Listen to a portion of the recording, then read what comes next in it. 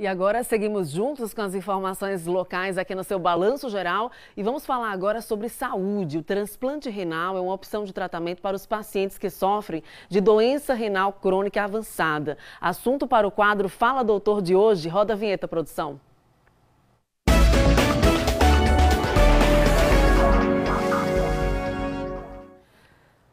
E olha, só para vocês entenderem melhor, transplante renal ocorre quando um rim saudável de uma pessoa viva ou falecida é doado a um paciente portador de insuficiência renal crônica avançada. Por meio de uma cirurgia, esse rim é implantado no paciente e passa a exercer as funções de filtração e eliminação de líquidos e toxinas. Ao vivo, eu estou recebendo o médico nefrologista, o Dr. José Roberto, que já está aqui no estúdio do Balanço Geral. Bem-vindo ao Balanço Geral Manhã, bem-vindo à TV Atalaia. Bom dia. Bom dia, Tamires. Bom dia, telespectadores. E como você falou, o transplante renal hoje é uma opção de tratamento, né? Então, aqueles pacientes que estão em doença renal crônica, que estão em terapia renal substitutiva, em diálise, hemodiálise, a qualidade de vida deles vai ser bem melhor. E isso, então, hoje diríamos que o transplante renal é uma opção de tratamento. É uma opção de tratamento. E a partir de agora, você, telespectador, telespectadora, pode enviar sua dúvida, a sua pergunta, seu questionamento sobre transplante renal, porque o doutor está aqui à disposição para responder você. Vamos às primeiras participações aqui no telão. Olha aí a dona Terezinha dos Santos, ligadinha em Capela. Bom dia, população capelense. Despertando nesta manhã de quinta-feira. E aí, doutor, ela pergunta assim, quais são os tipos de doadores renais? Bom dia, Terezinha. Os doadores renais, assim, nós temos doadores para pacientes vivos e doadores para transplante falecido. Então, o doador, a gente classifica hoje como até o 4º grau da mesma família. São pais, irmãos, tios, avós e primos. E existe o doador não correspondente, não familiar, que seria o cônjuge. Então, hoje, até a 4ª geração na sua família pode ter um doador de rim, lógico, desde que ele tenha qualidades clínicas para isso, que ele seja rígido, e tudo isso é passado por exames médicos e de imagem para que ele seja doador. E em relação ao doador falecido, é aquele que ocorre a morte cefálica. Uhum.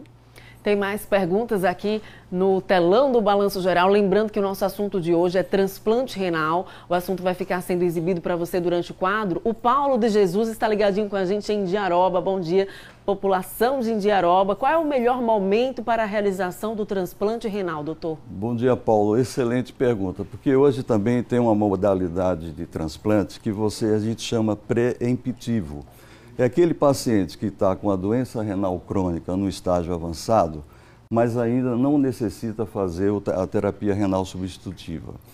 Então, o paciente mais indicado é aquele que já está em tratamento dialítico, está fazendo hemodiálise, diálise peritoneal, mas com o advento de grandes medicamentos hoje, a gente consegue manter um paciente com doença renal crônica avançada, mas que ainda não há necessidade de fazer a diálise. Esse paciente também é um possível receptor de transplante renal. Esse paciente também pode receber o rim, né? Antes de começar o tratamento dialítico, exatamente. Vamos a mais perguntas aqui no telão do quadro Fala Doutora. Aline Oliveira, ligadinha com a gente no sul do estado. Alô, população estanciana. Obrigada pela audiência. Preciso ser vacinada para a Covid antes de ser submetida a um transplante renal? Bom dia, Aline. Sim, exatamente. Você tem que fazer todas as vacinas, inclusive a gente não só para a Covid, mas hepatite B.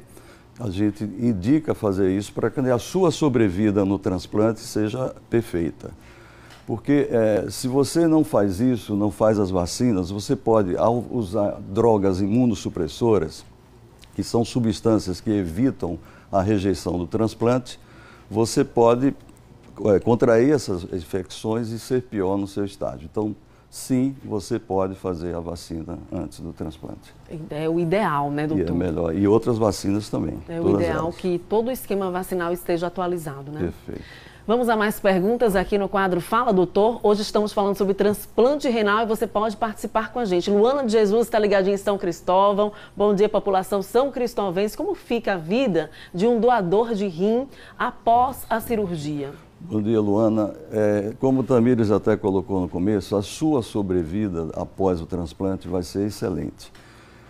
E eu queria dar uma mensagem aqui no sentido de que você que está fazendo a terapia renal substitutiva, você que está em hemodiálise ou diálise peritoneal, há uma importância muito grande de, no centro que você está fazendo o seu tratamento, você participar da consulta mensal, levar seus exames, conversar com o seu médico, porque ao chegar no seu momento de fazer o transplante, se você estiver bem com processos pulmonares, com processos cardíacos durante esse tempo de diálise, você também vai ter uma sobrevida do seu transplante excelente.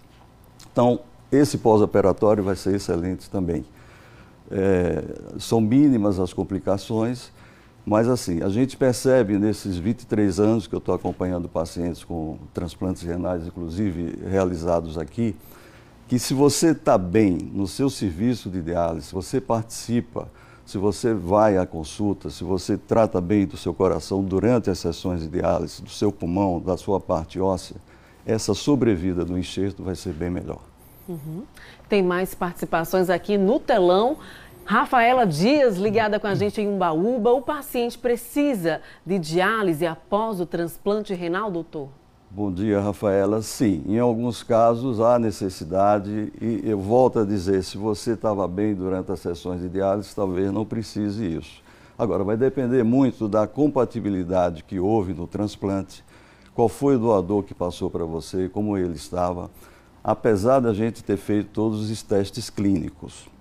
Mas é possível que em alguns momentos, quando a gente percebe que a creatinina não baixou, que a sua diurese não está boa, a sua urina não está boa, a gente ainda faz algumas sessões de diálise, mas não é o corriqueiro. Isso é um aspecto em poucos casos e acontece mais em pacientes com doação de transplante cadáver. Uhum. Tem mais participações aqui pelo WhatsApp. O telespectador Luiz Carlos, ele fala assim: Sergipe era referência em transplantes de rins. O que aconteceu para os gestores atuais acabarem com esse serviço de grande importância? Já fomos referência nisso, já né? Fomos. Vou fazer um histórico rápido. Em 1985, o grupo de Dr. Fernando Mainá e Dr. Ricardo Bragança iniciou o transplante aqui em Sergipe. Então, são 37 anos. Houve o óbito do Dr. Fernando, mas o Dr. Ricardo Bragança continuou os transplantes. Foi a época que eu voltei do mestrado e nós conseguimos, nos anos 90, continuar com a equipe do Dr. Ricardo Bragança. E conseguimos fazer o primeiro transplante doador falecido do Estado, introduzimos substâncias imunossupressoras, que são essas que vocês fazem hoje quando fazem o transplante. Mas há 10 anos teve problemas técnicos, problemas administrativos, que a gente teve que deixar. Era hospital de retaguarda que não tinha condições de se fazer o transplante, que não estavam, naquele momento, adequados aos nossos protocolos. Mas tem uma notícia boa. A partir de outubro, aqui no Hospital Universitário, estará retornando os transplantes, essa mesma equipe do Dr. Ricardo Bragança com os colegas nefrologistas. E é uma realidade. Provavelmente na primeira semana de outubro, a gente já tenha de novo o retorno dos transplantes renais de Sergipe. Olha aí, excelente notícia então, porque muita gente enfrenta um drama, né, aqui grande atualmente para conseguir o acesso ao transplante. A fila é gigantesca, os pacientes precisam se deslocar para outros estados do Brasil, muitas vezes sem recursos financeiros para poder se estabilizar em outros estados, né, doutor? O Samuel Barbosa está ligadinho com a gente. Samuel, fala para mim de onde você está acompanhando o Balanço Geral, se você está aqui na capital ou no interior de Sergipe. E o Samuel Barbosa fala assim: para melhorar a saúde dos meus rins, eu devo fazer as chamadas dietas detox, que é o consumo de verduras e frutas que desintoxicam o corpo? Samuel, eu acho que isso você tem que ter uma orientação médica. Você precisa, não sei se você é hipertenso, diabético, se você já está com algum problema renal. Eu acho que assim, fazer dieta sem uma orientação da nutricionista, sem uma orientação médica, a gente não contraindica, a gente não indica um tipo de dieta nesse sentido. Eu acho que você deve procurar um nutricionista, procurar um clínico, ou se você já tem um problema renal, um nefrologista, para te orientar. Não vai ser o nome da dieta que vai melhorar o seu rim ou não. A gente tem que ter outros critérios clínicos, como é que está, se você tem pressão alta, se você é diabético ou não. Vamos a mais participações aqui no telão do Balanço Geral. É a participação popular. Luciana Aparecida dos Santos está ligadinho com a gente em Frei Paulo. O que acontece se um organismo rejeitar o novo rim, doutor? Veja, rejeitar significa que aquele rim que foi colocado, e aqui a gente coloca que as pessoas pensam que a gente retira o rim para colocar outro. Não, você fica com o seu rim nativo e a gente coloca nas fossas ilíacas ou direita ou esquerda. A rejeição é uma possibilidade. Apesar da gente, no pré-transplante, fazer exames, fazer compatibilidade HBO, uma prova genética que se chama histocompatibilidade, mas é possível a rejeição. Mas com o advento de grandes substâncias que nós temos outras, substâncias que já existem aqui em Sergipe, a gente já introduziu há muito tempo, você pode reverter, se for uma rejeição aguda, e ao longo do tempo, se for uma rejeição crônica, a gente também consegue manter um nível que ainda não necessite retornar à diálise. Agora, naqueles estágios que a rejeição é realmente irreversível, a gente tem que retornar à hemodiálise. Mas você também tem a chance de fazer um novo transplante. Como que a pessoa fica sabendo que o organismo está rejeitando o rim? Quais são os sintomas? Então, no acompanhamento clínico, que você vai ter que fazer ou mensal ou semestral, a gente vai percebendo que a sua creatinina está aumentando. Os seus níveis de exames da função renal estão alterados. Esse é o grande momento que a gente vai lhe passar que o seu rim está rejeitando ou não. Olha, tem mais participações aqui dos telespectadores. Há uma pergunta assim: a diabetes leva as pessoas a terem problemas renais? Muito. Hoje, 80% dos pacientes que estão em diálise são diabéticos e o restante também são hipertensos. Mas não significa que todo diabético vai ter problema renal. Todo hipertenso vai ter um problema renal. Você diabético, procura o seu médico endocrinologista, faz as suas avaliações, verifica com ele como é que está a sua função renal, ele vai saber. E hoje também é uma grande revolução em medicamentos que aconteceu já há uns 2 anos, que há uma medicação que ajuda muito a diabetes e protege bastante o rim.